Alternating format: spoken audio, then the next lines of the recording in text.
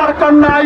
আমাদের বাংলাদেশে যে চিকিৎসা আছে, আমাদের বাংলাদেশের যে ডাক্তার ভাই বোনেরা আছে, তাদেরকে বলতে চাই আপনারা প্রয়োজনে বাংলাদেশের মানুষের চিকিৎসা ব্যবস্থা উন্নয়ন করেন।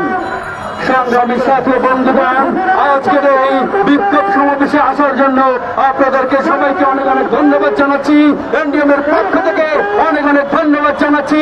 আমার চেয়ারম্যান, আমার জননেতা ববি হাজ্জাজ স্যারের পক্ষ থেকে সবাইকে ধন্যবাদ জানাচ্ছি। জয় বাংলাদেশ।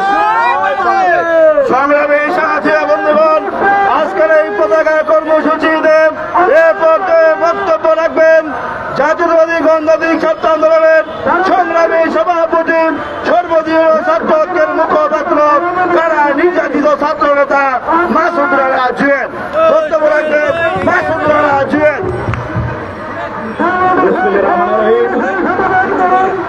জাতীয়তাবাদী গণতান্ত্রিক আন্দোলন কর্তৃক আয়োজিত আজকের এই সমাবেশের প্রধান অতিথি হিসেবে উপস্থিত আছেন স্বপ্নে দেশের স্বপ্নদর্শা, তারুণ্যের অহংকার, নতুন প্রজন্ম আদর্শ থেকে মহান চতুর্বদ্ধ 18 কোটি মানুষের আশা আকাঙ্ক্ষার প্রতীক এনডিএমের মাননীয় চেয়ারম্যান জনতা ববি হাজ্জাজ।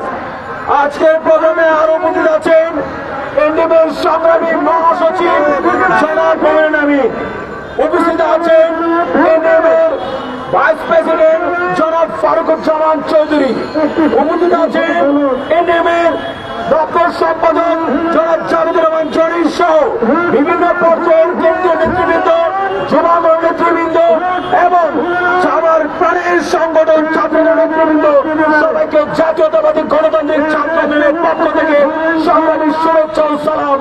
আসসালামু আলাইকুম।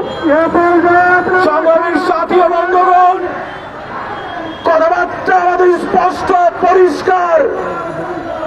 আমরা যে আজকে অবস্থান কর্মসূচি নিয়েছি, আজকের যে কর্মসূচি তা আমাদের ভারতীয় আগ্রাসনের বিরুদ্ধে।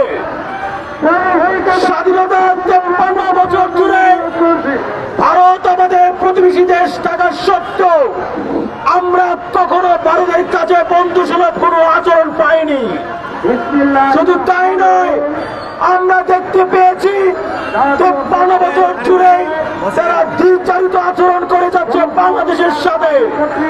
তারা কখনো বাংলাদেশের সাথে বন্ধুসুলভ আচরণ করে নেই এবং একই সাথে এই 53 বছরে ভারতের সাথে যতগুলো চুক্তি আমাদের স্বাক্ষরিত হয়েছে, গোপনে আর ওপেনে সবগুলো চুক্তি দিয়েছে ভারতের পক্ষে। আমরা দেখতে পেয়েছি গত ফ্যাসিবাদ স্বৈরাচার খুনি হাসিনার যে সরকার ছিল, সেই সরকারের সময়ও আমরা দেখতে পেয়েছি বাংলাদেশের সাথে ভারতের যতগুলো চুক্তি হয়েছে প্রত্যেকটা চুক্তি ছিল ভারতের সপক্ষে। এবং একই সাথে আমরা দেখতে পেয়েছিলাম গত 15.5 বছর 16 বছরে যতগুলো চুক্তি হয়েছে সেগুলো ভারতের সাথে বাংলাদেশের হয়নি, হয়েছে তৎকালীন যে খুনি হাসিনা তার সাথে। একটি দেশের সাথে একটি দেশের সম্পর্ক হবে, সেটা কোন সরকারের প্রধানের সাথে সম্পর্ক হবে না, কোন একটি দলের প্রধানের সাথে সম্পর্ক হতে পারে না। আমরা দেখতে পেয়েছি সেই আচরণ করেছে। এবং একই সাথে দেখতে পেয়েছি আওয়ামী লীগের যে তৎকালীন সভানেত্রী ছিল, তার মাধ্যমে সে ভারত নানা সুযোগ সুবিধা দিত, যত রকমের চুক্তি হতো সেই চুক্তিগুলো ভারতের পক্ষ যেত। আর এই জন্য সেই খুনি হাসিনার পক্ষে এখনো ভারত কথা বলছে। আমরা ধিক্কার জানাই। আমরা বলতে চাই, ভারত আমাদের শত্রু নয়, কিন্তু ভারত আমাদের সাথে বন্ধুসুলভ আচরণ কিন্তু করছে না। আমরা চাই ভারতের সাথে বাংলাদেশের একটা বন্ধুত্ব সুলভ আচরণ হবে, বন্ধুত্ব সম্পর্ক হবে।